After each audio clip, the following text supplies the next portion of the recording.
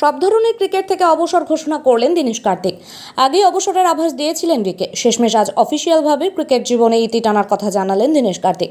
পাশাপাশি অন্য চ্যালেঞ্জের পথে এগিয়ে যেতে চান তিনি বলেও জানান। নিজের এক্স হ্যান্ডেলে কার্তিক অবসরের কথা ঘোষণা করে ক্যাপশনে লেখেন, এটা অফিসিয়াল, ধন্যবাদ কার্তিক।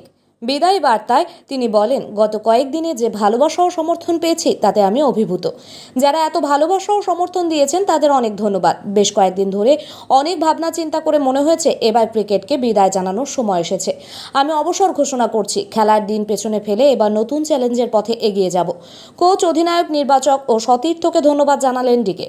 তিনি আরও বলেন, ভারতে লক্ষ লক্ষ ক্রিকেটারদের মধ্যে যে কয়েকজন দেশের প্রতিনিধিত্ব করেছেন তাদের মধ্যে আমি একজন। এত দর্শকের ভালোবাসা পেয়েছি, সেই জন্য নিজেকে ভাগ্যবান মনে করি।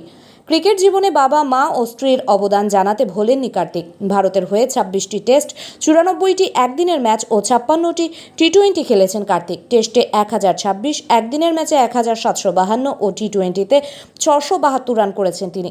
167টি প্রথম শ্রেণীর ম্যাচে 9620 রান করেছেন কার্তিক।